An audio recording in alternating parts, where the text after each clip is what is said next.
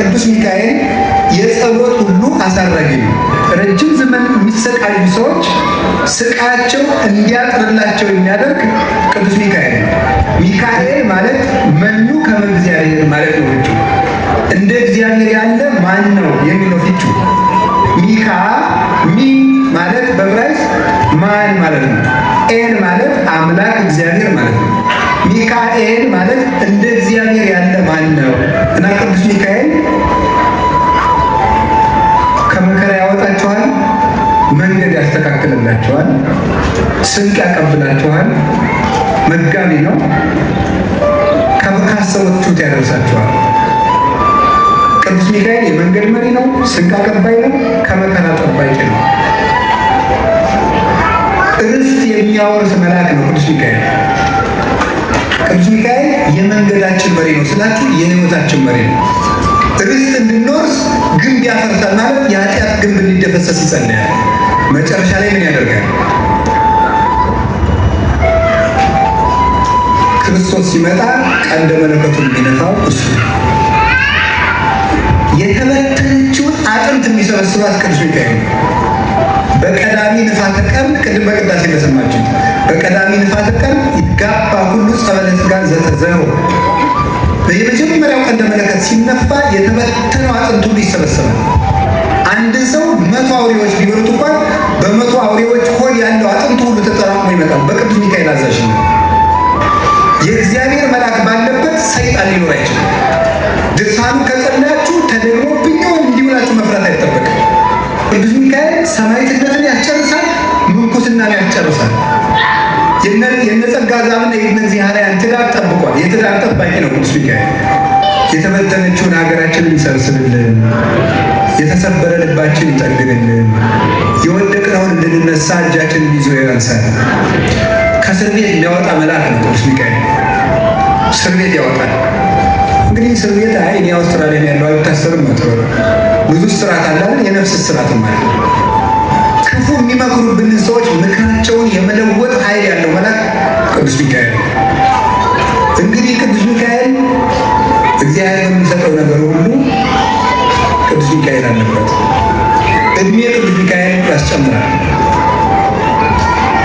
ነፃነት ይሰጣል፣ መንገድ ይመራል፣ ስንቅ ያቀብላል፣ ከሞት ይጠብቃል፣ ውጊያን ይዋጋል፣ ጠላት ይጠብቃል፣ የጀመርነውን ያስጨርሳል፣ ዲያብሎስን ይከራከራል፣ ግንብ ያፈርሳል፣ ርስት ያወርሳል፣ ጤና ይሰጣል፣ ከስራት ያወጣል፣ የተበተነ ይሰበስባል፣ የተጻፈ ክፉ ምክር ለባህር እንደደመሰሰው ይደመስሳል፣ ከፈጣሪ እየተላከ ጸሎት ያሳርጋል። ቅዱስ ሚካኤል ለሁሉም ይበቃ መልአክ ነው። በስመ አብ ወወልድ ወመንፈስ ቅዱስ አሐዱ አምላክ። ቅድመ ዓለም የነበረ ይህንን ዓለም የፈጠረ ዓለምን አሳልፎ የሚኖር ልዑል እግዚአብሔር ፈጣሪያችን ስሙ ለዘላለም የተመሰገነ ይሁን።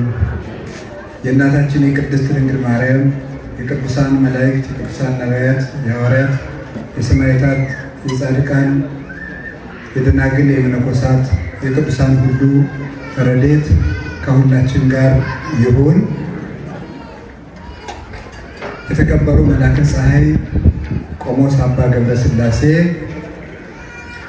የደብረ ገነት ቅዱስ ሚካኤል ቤተክርስቲያን አስተዳዳሪ፣ የተከበራችሁ የአድባራት አስተዳዳሪዎች፣ ሊቃውንተ ቤተክርስቲያን፣ የእግዚአብሔር ቤተሰቦች ሁላችሁ በእግዚአብሔር ስም እንደምን አደራችሁ?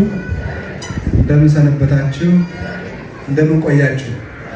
ቸሩ አምላካችን ኢየሱስ ክርስቶስ ለዚህ ሰዓት ስላደረሰን ስሙ የተመሰገነ ይሁን። ሁላችሁንም እንኳን አደረሳችሁ። በመካከላችን ተገኝቶ እንዲያስተምረን ቅዱስ ፈቃዱ ይሁንልን። የምንማማርበት የትምህርታችን ርዕስ እግዚአብሔር በሚያደርገው በጎ ነገር ሚካኤል ይታዘዛል በሚል ጥቅስ ነው። እስቲ በሉ እግዚአብሔር በሉ በሚያደርገው በጎ ነገር ቅዱስ ሚካኤል ይታዘዛል። መጽሐፈ ሄኖክ ምዕራፍ 6 ቁጥር 5 ላይ የምናገኘው ኃይለ ቃል ነው። ሄኖክ የአዳም 7ኛ ትውልድ ነው። ከአዳም ጀምሮ ሲቆጠር ነቢዩ ሄኖክ የትንሣኤ ምልክት የነበረ ነው። እንግዲህ ከአዳም ጀምሮ ሰዎች እየሞቱ ነው የመጡት። እየሞቱ ከመጡ በኋላ ከሄኖክ ሲደረስ ድንገት አንድ ሰው ከሞት ተሰወረ። እሱም ማን ነው? ሄኖክ ነው። ለምንድን ነው ሄኖክን የሰወረው ሲባል በሁለት ምክንያት ነው። አንደኛው የንጽህና ጥቅም ምን እንደሆነ ለማሳየት ነው። ንጽህና ከመከራ እንደሚሰውር ከሞት እንደሚያድን ለማስረዳት ነው። መጽሐፈ ሄኖክ መጽሐፈ ኦሪት ዘፍጥረት ምዕራፍ 5 ቁጥር 18 ላይ እንዲህ ይላል፣ ወኢተረክበ ሄኖክ እስመ ከበቶ እግዚአብሔር፣ እግዚአብሔር ሄኖክን ሰውሮታልና አልተገኘም ይላል። ከሞት ሰወረው ይላል። ንጹህ ስለሆነ እግዚአብሔርን ደስ ስላሰኘ የንጽህና ዋጋ ከሞት ያድናልና ከሞት የሰወረው ለንጽህናው ነው። ሁለተኛ ደግሞ ቃየል ሞቶ ስለነበረ ሰዎች ሁሉ ሞትን እንጂ ትንሣኤን ረስተው ስለነበረ ትንሣኤ እንዳለ ለማስረዳት ሄኖክን ከሞት ሰወረው። ቅዱስ ዮሐንስ አፈወርቅ እንዲህ ይላል፣ በአቤል አንቅሆም አፍርሆም ወበሄኖክ አንቅሆም፣ በአቤል አስፈራቸው በሄኖክ አነቃቸው ይላል። በአቤል አስፈራቸው በሄኖክ አነቃቸው። አነቃቸው ማለት ሄኖክ ትንሣኤ እንዳለ ቃየልን በመግደል ሞትን እንዲፈሩ አደረጋቸው። ሄኖክን በመሰወር ደግሞ ንቃት ሰጣቸው። ሰውን ከተስፋ መቁረጥ የሚያወጣው የዘላለም ሕይወት የመንግሥተ ሰማያት ሕይወት በመሆኑ በዚህ ምክንያት ሄኖክ ተስፋ ለቆረጡ ሰዎች ንቃት እንዲሆን ነበር ከሞት የሰወረው እግዚአብሔር። ነቢዩ ሄኖክ በዚህ ዓለም በቅቶ በገነት ጓሮ ወድቆ ይጸልይ ስለነበረ እግዚአብሔር ምስጢር የገለጠለት የነፋስን መልክ ሳይቀር ያየ ነው። እስኪ አንተ ያቀልጠቃችሁ ነፋስ መልክ አለው የለውም? ምን አለው? የለውም አይደል? በምን አወቃችሁ? ነፋስ መልክ እንደሌለ በምን አደረገ? ለወደፊቱ የማታውቁትን ነገር እናውቃለን አትበሉ። ነፋስ መልክ አለው። መልኩ ደግሞ ምንድነው? ጥቁር ነው። ማነው ያየው? ሄኖክ ነው። እስመ ነፋስ በአርአያሁ ጸሊም ይላል። ነፋስ መልኩ ጥቁር ነው ይላል። የነፋስን መልክ የብርሃናትን መስኮት ፀሐይ በየት እንደምትገባና እንደምትወጣ የፀሐይን መስኮቶች የነፋሳትን መስኮቶች የእነዚህን ሁሉ መግቢያ ያየ አባት ነው። በመጽሐፉ ውስጥ የብርሃን መስኮቶችን ብቻ አይደለም፣ የመላእክትን አኗኗር፣ የጻድቃንን መጨረሻ፣ የጌታችን ኢየሱስ ክርስቶስን አመጣጥ እስከ መጨረሻው ድረስ ያየ አባት ነው። ይሄንን መጽሐፍ ሌሎች የእምነት ድርጅቶች አይቀበሉትም። ከኢትዮጵያ ኦርቶዶክስ ተዋሕዶ ቤተክርስቲያን ውጭ የሆኑት በተለይ ደግሞ የፕሮቴስታንት እምነት ተከታዮች መጽሐፈ ሄኖክን አይቀበሉም። ተረት ተረት ነው ነበር የሚሉት። በጣም ያስደንቃቸዋል። ተረት ተረት ነው፣ ሄኖክ የሚባል ሰው አልነበረም ብለው የሚያምኑ ናቸው። ለምንድን ነው ሲባል እነሱ ለሚያስተምሩት አስተምህሮ ስለማይደግፋቸው ነው። እነሱ ለምሳሌ መላእክት አያስፈልጉም፣ ቅዱሳን አያስፈልጉም ስለሚሉ ለዚያ ትምህርት አይመችም መጽሐፍ እና መጽሐፈ ሄኖክን ቆርጠው አንቀበልም አሉ። የሄኖክ መጽሐፍ የሚባልም በብሉይ ኪዳን አልነበረም ብለው ካሉ ያስደንቃቸዋል። አርኪኦሎጂስቶች ቆፍረው ሙት ባህር ወይም ዴድ ሲ አካባቢ የብራና ጥቅሎች ተገኙ። እነዚያ ጥቅሎች ሲታዩ ሲነበብ በአርኪኦሎጂ ተቆፍሮ የተገኘው መጽሐፈ ሄኖክ ሲነበብ ከኢትዮጵያ መጽሐፈ ሄኖክ ጋር አንድ ሆኖ ነው የተገኘው። አሁን ካቶሊክ የኢትዮጵያ ሄኖክ ብላ ጠርዛ ይዘዋለች። ያሁን በቅርብ የተደረገ ነው የምነግራችሁ። ሰሜን እስራኤል ውስጥ ካለው ሙት ባህር ተቆፍሮ ከስንት ሺህ ዓመት እንግዲህ ሄኖክ ማለት የአዳም 7ኛ ትውልድ ማለት ምን ማለት ይመስላችኋል? በጣም ረጅም ዘመን ነው። ወደ 3000 ዓመት የሚቀርብ ያንን ያህል ዘመን የነበረ መጽሐፍ በቅርብ ተቆፍሮ ተገኘ። ያንን ሲያነቡት ኢትዮጵያ ማንም ካቶሊክ ሳታገኙ ፕሮቴስታንት ሳታገኙ የያዘችው መጽሐፈ ሄኖክ ጋር አንድ ሆነ። አሁን መጽሐፈ ሄኖክ ትክክል ሆኖ ተረጋገጠ። ሁለተኛ መጽሐፈ ሄኖክ ትክክል ለመሆኑ ማን ጠቅሶታል? ሐዋርያው ይሁዳ በይሁዳ ምዕራፍ 1 ቁጥር 9 ላይ ወሚካኤልኒ ሊቀ መላእክት አመ ይትባሃሎ ለሰይጣን ይተሃበለ ከመይሉ ጽርፍተ ዳይኒ ወሎ እግዚአብሔር ይስከር። ሊቀ መላእክት ቅዱስ ሚካኤል ስለ ሙሴ ሥጋ ሰይጣን በተከራከረው ጊዜ ይላል በተከራከረው ጊዜ እግዚአብሔር ገሥጽህ አለው እንጂ ክፉ ቃል አልተናገረው ብሎ የጠቀሰው ሐዋርያ ሄኖክንም የአዳም 7ኛ ትውልድ ብሎ በዚሁ መጽሐፍ ጠቅሶታል። ስለዚህ እግዚአብሔር ከሚያስነሳቸው በራዕየ ዮሐንስ ምዕራፍ 19 ላይ ካሉት እግዚአብሔር በመጨረሻው ዘመን ከሚያስነሳቸው ሁለቱ ወይራዎች የሚባሉት ኤልያስ እና ሄኖክ ናቸው። ሄኖክ ጌታ ከመምጣቱ አስቀድሞ መጥቶ አስተምሮ ሐሰተኛውን ክርስቶስ ተከራክሮ በሰማዕትነት የሚያርፍ ቅዱስ ነው እና እንግዲህ ሄኖክ መጽሐፍ እውነተኛ እንደሆነ መጽሐፍ ቅዱስ ምስክር ነው፣ ታሪክ ምስክር ነው። እንደገና ደግሞ አሁን አርኪኦሎጂ መስክረዋል። ይህንን ከነገርኳችሁ ወደ ትምህርቱ እሄዳለሁ። ነቢዩ ሄኖክ ስለ መላእክት ቁጥር እና ድርሻ ነግሮናል። የገብርኤልን ድር ነግሮናል፣ የራጉኤልን ነግሮናል፣ የሰራቅያልን ነግሮናል፣ የኡራኤልን ነግሮናል፣ የሚካኤልን ነገር የሚካኤል ድርሻም ለምሳሌ ቅዱስ ገብርኤል ምንድነው ድርሻው ሲባል ቅዱስ ገብርኤል እባቦችን ጊንጦችን የሚያዝባቸው እሱ ነው ይላል። ደስታን የማብሰር ጸጋም የተሰጠው ነው። ቅዱስ ኡራኤል መብረቅን የሚያዝበት እሱ ነው። ቅዱስ ራጉኤል ብርሃናትን በአጠቃላይ ብርሃኖችን የሚያዝባቸው እሱ ነው፣ እግዚአብሔር የሾመው።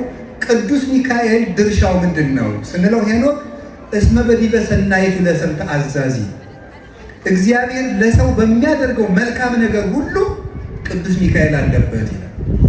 እግዚአብሔር ለሰው በሚያደርገው መልካም ነገር ሁሉ ቅዱስ ሚካኤል ሳይሰማ የሚሆን መልካም ነገር የለም።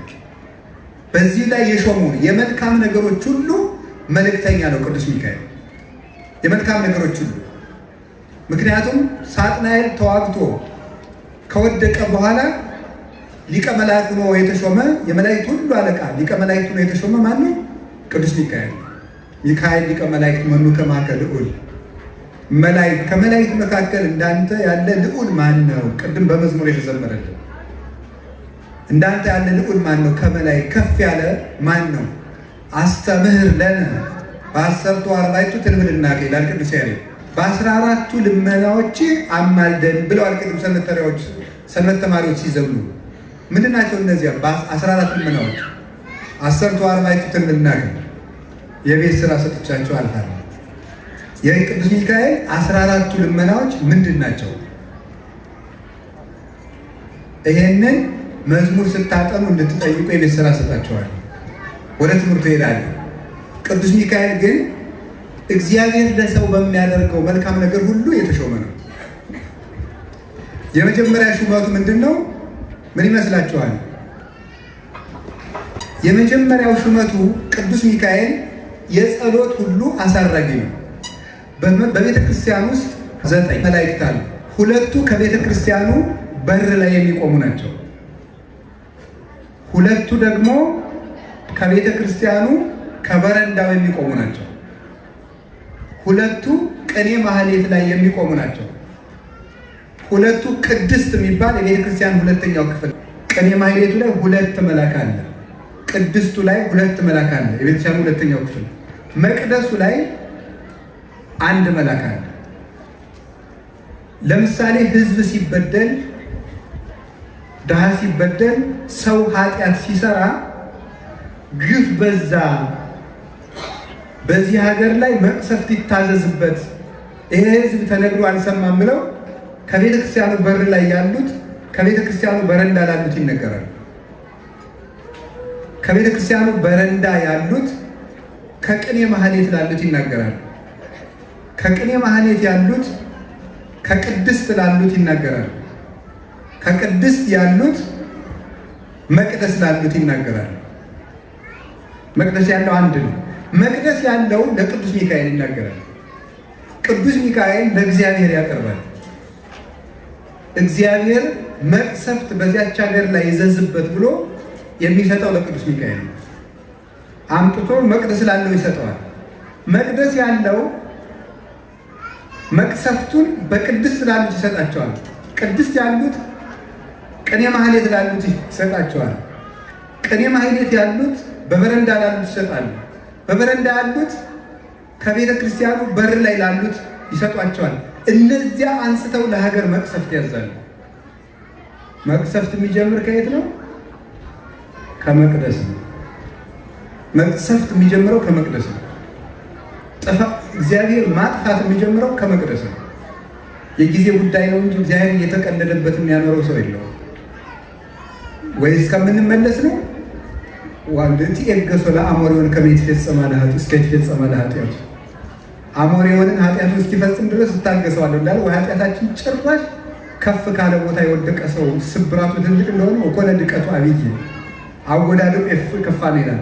ቅርብ ቦታ ላይ የወደቀ ሰው በቀላሉ ሳይሰበር ይነሳል። ከፍ ካለ ቦታ የወደቀ ሰው ግን ሳይደቅ አይቀርም እና እግዚአብሔር እንዲህ አድርጎ መቅሰፍት ያዛል። የዚህ ጊዜ ቅዱስ ሚካኤል ምን ይላል? መሐሮሙ እግዚኦ ወተሳሃሎሙ ይላል። መሐሮሙ እግዚኦ ወተሳሃሎሙ ይላል። እነዚህ ሲቆጠሩ ፊደሎቹ 14 ናቸው። ብዙ ጊዜ የማናውቀውን ቃል እግዚአብሔር መጮህ ስለሌለብን ማለት ነው። መሐሮሙ እግዚኦ ወተሳሃሎሙ የሚሉት ሲቆጠሩ 14 ናቸው። መሐሮሙ እግዚኦ ወተሳሃሎሙ 14። በ14ቱ ልመናዎች ያለ ቅዱስ ያሬድ የግዕዝ ሊቅ ስለሆነ ቅዱስ ያሬድ ግዕዝን መልክ የሰጠው እሱ ስለሆነ መሐሮሙ እግዚኦ ወተሳሃሎሙ የሚለው አቤቱ ማራቸው ይቅር በላቸው የሚል ይችን ቃል ከእግዚአብሔር ከመንበሩ ስር ይገባልና ቅዱስ ሚካኤል ያቀርባል። ሲያቀርብ ምሕረት ለቅዱስ ሚካኤል ይሰጠዋል። ቅዱስ ሚካኤል ያመጣና በመቅደስ ላለው ምሕረት ይሰጠዋል። በመቅደስ ያለው በቅድስት ላሉት ምሕረት ይሰጣቸዋል። በቅድስት ያሉት በቅኔ ማህሌት ላሉት ምሕረት ያስተላልፋሉ። በቅኔ ማህሌት ያሉት በበረንዳ ላሉት ያስተላልፋሉ። በበረንዳ ያሉት ከቤተ ክርስቲያኑ በር ላሉት 2 መላእክት ይሰጣሉ። እንዲህ አድርጎ ቅዱስ ሚካኤል ምሕረት ለሀገር ያመጣል ማለት። ቅዱስ ሚካኤል የምሕረት መልእክተኛ ነው። መልአከ ምሕረት የሚባለው ከዚህ የተነሳ ነው። ምሕረትን የሚያመጣ ነው። ፍጹም ርኅሩህ ነው። አባ ጽጌ ድንግል ለዚህ ነው እንዘ ተሐቅፍዮ ለሕፃንኪ የጻዳ ወቀይህ አመ ቤተ መቅደስ ወይኪ በለተ ታምር ወንጽሕ ንር ግቤትን አዝዝኒ እምላክ ወዲ ሰናይተ ምስለ ገብርኤል ፍሱሕ ወሚካኤል ከማኪ ርኅሩህ ይላል። እንዘ ተሐቅፍዮ ለሕፃንኪ ጽጌ ጻዳ ወቀይህ ጻዳ በመለኮቱ ወቀይህ በትስብእቱ የሚባል እንደ አምላክነቱ መብረቀ ስባት እንደ ሰውነቱ ስግው ቃል ወልደ እጓለ እመሕያው የሚባል የሰው ልጅ የሚባል ልጅሽን ታቅፈሽ በቤተ መቅደስ በገባሽ ጊዜ በርኅራኄሽ ርግቤ የተባልሽ ርግቤ ይቤላ በይንተ የዋሃታ ሰናይቴ ይቤላ በይንተ አርምሞታ። ቅዱስ ያሬድ ነው የሚናገረው። ስለ ደግነቷ ርግቤ ይላታል አለ። ሰናይቴ ይቤላ በይንተ አርምሞታ። ክፉ ነገርን የማትናገር ማርያም እሰ ተሐቅብ ዘንተ ሁሎ ተወድዮ ውስተ ልባ እንዳለ መልካም ቃልን በልቧ ትጠብቃለች እንጂ የማትናገር ስለሆነች ከዚህ የተነሳ ዝም ስለሚሰኝ ንግግሯ መልካም ርግብ ይላታል። ምልጃዋ ያማረ ስለሆነ ደግሞ መዓዛ አፍዋ ከመኮን ይላታል። ከአንደበቷ የሚገኘው ቃል እንደ እንኮ እየጣፈጠ ነው ብሎ ይነገርላታል። ስለዚህ ንርግቤ ትናዝዝኒ እምላህ ከልቅሶ ከሐዘን ታረጋጊ ዘንድ ርግቤ መደምደሚያ መልካሚቱ ማርያም ሆይ ወደ እኔ ነይ። ደስታን ከሚሰጥ ከቅዱስ ገብርኤል ጋር እና ወሚካኤል ከማኪ ርኅሩህ እንዳንቺ ርኅሩህ ከሆነ ከቅዱስ ሚካኤል ጋር ወደ እኔ ነይ። ቅዱስ ሚካኤል በርኅራኄ እመቤታችን የሚመስል ነው። ከዚህ የተነሳ የምህረት መልአክ ይባላል። እግዚአብሔር ምህረትን ለሰው ልጅ እንዲሰጥ የሚለምን የእስራኤል ትንቢተ ዘካርያስ ምዕራፍ 1 ላይ እንደተጻፈ የእስራኤል መከራ እንዲያበቃ 70 ዘመን ይለምንላቸው የነበረው መልአክ ቅዱስ ሚካኤል ነው። የመከራ ዘመን እንዲያጥር ረጅም ዘመን የሚሰቃዩ ሰዎች ስቃያቸው እንዲያጥርላቸው የሚያደርግ ቅዱስ ሚካኤል ነው። ትንቢተ ዘካርያስ ምዕራፍ 1 ላይ፣ ትንቢተ ዳንኤል ምዕራፍ 4 ቁጥር 13 ላይ እንደተጻፈ ቅዱስ ሚካኤል መከራ ያሳጥራል። ለ5 ዓመት የምንቀበለው መከራ በአጭር ጊዜ እንዲያልቅልን ያደርጋል። እስራኤልን የምትምራቸው መቼ ነው እያለ ይጠይቅላቸው የነበረ መልአክ ነው። የኢትዮጵያ ሰው ብዙ ጊዜ በዓል ይወዳል፣ የበዓሉን ምንነት ግን ሳይዝ ነው የሚሄደው። ስለዚህ አንድ መናፍቅ በአንድ ጥቅስ ድንብርብራችሁን ያወጣቸዋል። ዝም ብላችሁ እልል አትበሉ። ቃለ እግዚአብሔር መያዝ ነው። ለምን እንደምታከብሩ ማወቅ አለባችሁ። የምትሉትን ማወቅ አለባችሁ እንጂ ውሎ መሄድ ብቻ አይደለም። ለልጆቻችሁ ለምንድን ነው የሚካኤል የምንሰበሰበው ብትባሉ መንገር ይገባል። መጽሐፍ ቅዱሳዊ መሰረት ነው። ስለዚህ አንዱ ቅዱስ ሚካኤል ጸሎት ማሳረግ ነው። አጠቃላይ መልአከ ምክሩ ለልዑል ተብሎ የሚነገርለት ስለሆነ በምድር ላይ የሚደረጉ ጸሎቶች ሁሉ በቅዱስ ሚካኤል በኩል ነው ለእግዚአብሔር የሚቀርበው። አንድ ሁለተኛ መከራ እንዲያጥር የሚጸልይ መልአክ ነው ቅዱስ ሚካኤል። ሶስተኛ መልካም መንገዶችን ሁሉ የሚመራ ነው። መልካም መንገዶችን ሁሉ ይመራል። ለምሳሌ የእስራኤልን ጉዞ የመራ እሱ ነው። መርሆሙ መዓልተ በደመና ኩሎ ሌሊተ በብርሃነ እሳት አውጽኦሙ ለሕዝቡ በትፍሥሕቶ በሐሴት። በቀንና በሌሊት ሕዝቡን ቀን በደመና ሌሊት በብርሃን መራቸው። ሕዝቡን በተድላ ደስታ ከግብፅ አወጣቸው። እንዘ ሚካኤል የሐውር ቅድመ ትዕይንቶሙ ለእስራኤል። ቅዱስ ሚካኤል በእስራኤል በሕዝባቸው በመንጋው በድንኳኑ መሃል ፊት ለፊት ይሄድ ነበር ይላል ቅዱስ ያሬድ መዝሙር 78 ቁጥር 22 ሲተረጉም። ቅዱስ ዳዊት መርሆሙ መዓልተ ደመና ወኩሎ ሌሊት በብርሃነ እሳት፣ ቀን በ7 ደመና ሌሊት በእሳት ምሰሶ ይመራቸው ነበር ይላል። ማንን? እስራኤል።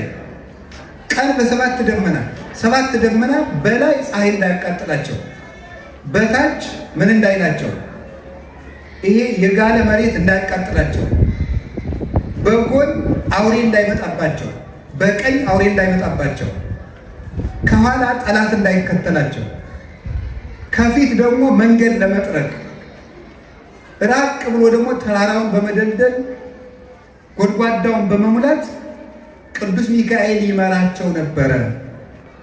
ቅዱስ ሚካኤል በብሉይ ኪዳን እስራኤልን ለመምራቱ ማስረጃው ምንድን ነው? ይሁዳ መልእክት ምዕራፍ 1 ቁጥር 9 ላይ አሁን አንድ ሰው እስራኤልን የመራ ሚካኤል ነው ብትሉታል፣ ማን አለ? ቅዱስ ያሬድ። እኔ ቅዱስ ያሬድን አልቀበልም ቢላችሁ ምንድን ነው የምትመልሱት? ምንድን ነው የምትመልሱት? የምንቀበል ማስረጃችን ቅዱስ መጽሐፍን ይዘን ነው የሊቃውንቱን የምንተረጉመው። ስለዚህ መልእክተ ይሁዳ ምዕራፍ 1 ቁጥር 1 ቁጥር 9 ላይ ሙሴ እስከሚሞት ድረስ የእስራኤል ጠባቂ ቅዱስ ሚካኤል እንደነበረ ይነግረናል። ቅድም ያልኳችሁ ወሚካኤልኒ ሊቀ መላእክት አመ ይትበሃሎ ለሰይጣን በእንተ ሥጋሁ ለሙሴ የተሐበለ ከመ ይንበብ ጽሕፈተ።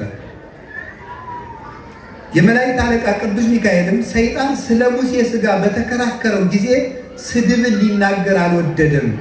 አላይ ሌሎ እግዚአብሔር ይሂስከ እግዚአብሔር ይገስጽህ አለው እንጂ ይላል። ስለ ሙሴ ሥጋ በተከራከረ ጊዜ ማለት ምን ማለት ነው? ሙሴ እስራኤልን 40 ዘመን ሲመራ ኖሮ ናባው በሚባል ተራራ ላይ አርፎ ቀርቷል። ሲያርፍ እግዚአብሔር የሙሴን መቃብር ሰውሮታል። ለምን? ሙሴን ከመውደዳቸው የተነሳ አምላክ ነው ብለው እንዳያመልኩት ስለፈለገ፣ ያልጠነከረ ልብ ስላላቸው ሃይማኖታቸው ግን አላደገም። ስለዚህ ሙሴን እንደ ቅዱስ እንጂ እንደ አምላክ እንዳያመልኩት ስለፈለገ እግዚአብሔር መቃብሩ ሰውረው። ሰይጣን ደግሞ የማይጠቅም ምስጢር መግለጽ ልማዱ ነውና የሙሴን መቃብር ለእስራኤል ሊያሳያቸው ፈለገ። ሊያሳያቸው ሲፈልግ ቅዱስ ሚካኤል መጥቶ ገሰጸው ይላል። ስለዚህ ከጣዖት አምልኮ የሚጠብቅ ቅዱስ ሚካኤል እኛ እናመልከው፣ ይልቁንም ከጣዖት አምልኮ የሚጠብቅ ነው። ከጣዖት አምልኮ ጠበቃቸው። 40 ዘመንም እስራኤልን እንደመራቸው ማስረጃው መጽሐፍ ቅዱስ ነው። ይኸው አንደኛ የፈርዖንን አባቶቻችን በቅኔ ቤት ይተርኩታል። የፈርዖንን ፈረሶች አስደንግጦ ባህር ውስጥ እንዲሰጥ ማድረጋቸው ቅዱስ ሚካኤል ነው። ማዶ ላይ ሆኖ የብርሃን ሰይፍ ሲያሳያቸው የፈርዖን ፈረሶች ሄደው ከባህር ውስጥ ገቡ። ያን ጊዜ እግዚአብሔር በነፋስ ባህሩን አምጥቶ በላይ ላይ ከደነባቸው፣ ከጠላት ጠበቃቸው፣ እነሱን አሻገራቸው። አረፍት በይን ወአረፍት በጽግም ግድግዳው ውሃውን እንደ ግድግዳ በቀኝና በግራ አቁሞ እስራኤል በመካከል በደረቅ ምድር እንዲሻገሩ አደረገ። እንዘ ኢይርህስ ሀገሪሁ ይላል ጎርጎርዮስ ሃይማኖተ አበው ምዕራፍ 37 ላይ ሙሴ እግሮቹ ሳይረጡ እስራኤልን ይዞ ተሻገረ ይላል። ያን መንገድ ይመራ የነበረ ቅዱስ ሚካኤል በመንገድ ስንቅ አቀብሏቸዋል። ፈነወ ሎሙ ስንቆሙ ዘያክሎሙ የሚበቃቸውን ስንቅ አቀበላቸው ይላል። ስንቅ አቀባያቸው ቅዱስ ሚካኤል ነበር። አንድ ከጠላት አወጣቸው፣ ሁለት ስንቅ አቀበላቸው። እስራኤልን ባህር ከፍሎ አሻገረ፣ ጠላታቸውን አሰጠመ፣ መንገድ አስተካከለላቸው፣ ስንቅ ከሰማይ መና ወርዶላቸው መጣ። እንግዲህ መጽሐፍ ቅዱስ እግዚአብሔር አወረደ ነው እንጂ የሚል ሚካኤል አወረደ አይልም የሚሏቸዋል ሌሎቹ። መጽሐፍም ጽፈውበታል ብዙዎቹ። የቅዱስ ያሬድን ቃለ እግዚአብሔር ለመተቸት አንተም ሚካኤል መና ዘአውረድከ የሚለውን እግዚአብሔርን ያወረደን የሚለው መጽሐፍ ቅዱስ ዮሐንስ ወንጌል ምዕራፍ 6 ላይ አኮ ሙሴ ዘወሀበክሙ ዘንተ ምስተ አላ አቡየ ዘበሰማያት ወሀበክሙ የበላችሁትን ምስት ሙሴ አልሰጣችሁም የሰማይ አባቴ ነው ብሎ ነበረ። ስለዚህ ሚካኤል መና አላወረደም፣ መልእክተኛው ነው። እግዚአብሔር ምን ብሎታል? እፌኑ መላኬ በቅድሜከ ዘይጸይህ ፍኖተከ መንገድህን የሚጠርግ መልአክ በፊቴ እልካለሁ እንዳታበሳጨው ስሜ በላዩ ላይ አለና ይላል። ሚካኤል ማለት መኑ ከመ እግዚአብሔር ማለት ነው። ፍቹ እንደ እግዚአብሔር ያለ ማን ነው የሚለው ፍቹ። ሚካ ሚ ማለት በዕብራይስጥ ማን ማለት ነው። ኤል ማለት አምላክ እግዚአብሔር ማለት ነው። ሚካኤል ማለት እንደ እግዚአብሔር ያለ ማን ነው የሚል ፍቻ አለው። ስለዚህ ስሜን በላዩ ላይ የያዘ መልአክ ይመጣልና እንዳታሳዝኑት ተጠንቀቁ፣ ይቀስፋቸዋል ብሏቸዋል። የእግዚአብሔርን ስም የተሸከመ እስራኤልን የመራና መንገድ ያስተካከለ ምግባቸውን የሰጣቸው ስንቅ አቀባይና መጋቢ መልአክ ቅዱስ ሚካኤል። በየትኛውም የአብነት ትምህርት ቤት ውስጥ የቅዱስ ሚካኤል ድርሳን የማይነበብበት የአብነት ትምህርት ቤት የለም። ያው እያወደለደለ የማይደግም አብነት ትምህርት ተማሪ ሊኖር ይችላል። እየገባው ሲመጣ ነው የሚደግመው። እና ቅዱስ ሚካኤል ከመከራ ያወጣችኋል፣ መንገድ ያስተካክልላችኋል፣ ስንቅ ያቀብላችኋል፣ መጋቢ ነው፣ ካሰባችሁት ያደርሳችኋል። ቅዱስ ሚካኤል የመንገድ መሪ ነው፣ ስንቅ አቀባይ ነው፣ ከመከራ ጠባቂ ነው። ርስት የሚያወርስ መልአክ ነው ቅዱስ ሚካኤል። መጽሐፈ ኢያሱ ላይ እንደተጻፈ እስራኤል ኢያሪኮ ሊደርሱ ሲሉ አንድ ቀይ ጎልማሳ ተገለጸለት። ከኛ ወገን ነው ወይስ ከጠላቶቻችን አለው። ኢያሱ እኔ እግዚአብሔር የመላእክት አለቃ ነኝ እንጂ ከእናንተም ከነሱም አይደለሁም ማለት እግዚአብሔር ግንብ አፍርሼ የጠላት ሀገር ርስት አወርሳችኋለሁ ብሏችኋል ብሎ ለኢያሱ ደስታን ያበሰረው የብሉይ ኪዳን መጋቢና የኢያሪኮን ግንብ በማፍረስ የረዳቸው የናፈቁትን የአባቶቻቸውን ርስት እንዲወርሱ የረዳቸው ርስት የሚያወርስ ስደት በቃ የሚል መልአክ ቅዱስ ሚካኤል ነው። ቅዱስ ሚካኤል ጠላትም ይዋጋል፣ ሀገር ይጠብቃል። ትንቢተ ኢሳይያስ ምዕራፍ 37 ላይ ስትመለከቱ ሰናክሬም የሚባል የፋርስ ንጉሥ ነበር። ሰናክሬም 10ሩን ነገድ የእስራኤል ወገኖች የማረከ ነው። 10ሩ ነገድ የሚባሉት ሰሜን እስራኤል ላይ የሚኖሩት ናቸው። እና መጀመሪያ መጥቶ ሳለ ሰናክሬም እስራኤልን ለመውረር መጥቶ ሳለ የእስራኤል ንጉሥ ወደ ሁለቱ ነገድ ንጉሥ ወደ ኢየሩሳሌም መጥቶ አንተም ገብር ለጣዖትም ስገድ አለው። እኔም አልሰግድም ጣዖትም አላመልክም አለ። በማን ተመክተ ነው እንዲህ የምትለኝ? የሙሴን ታቦት እንደሆነ ያችን ወይም የተቀጠቀጠ ሸንበቆ የመሰለ የሙሴን በትር እንደሆነ አያድንህም፣ ቶሎ ብትገባ ይሻልሃል አለ። ሕዝቅያስ ንስሐ ሲገባ ሲያለቅስ የእስራኤል ንጉሥ ነው። በአንድ ቀን 185,000 የሰናክሬም ወታደሮች አልቀው እንዲያድሩ ያደረገ ቅዱስ ሚካኤል። ኢየሩሳሌም ሊያፈርሱ ትንቢተ ኢሳይያስ ምዕራፍ 37 እንደምናነበው 185,000 ወታደሮችን የሰይፉን ብርሃን ብቻ በማሳየት አልቀው እንዲያድሩ ያደረጋቸው ቅዱስ ሚካኤል። እግዚአብሔር በቅዱሳን መላእክት አድሮ ሀገር ይጠብቃል። እስራኤልን ከወራሪ ያዳናት መልአኩ ቅዱስ ሚካኤል ነው። በመጨረሻ የምነግራችሁ አንድ ሁለት ነገሮችን ነው። እየደከማችሁ ነው። ኮከብ ሆኖ መንፈቀ ሌሊት ደቀሳ ሆኖ ማያለበት ነው። ሁሉም እየተኙ ነው። ለምን እየተኛችሁ ነው? እንደዚያ ስለሆነ ከቃሉ ጋር ናችሁ። እግዚአብሔር ከሁላችን ጋር ይሁን። እግዚአብሔር ከሁላችን ጋር ይሁን።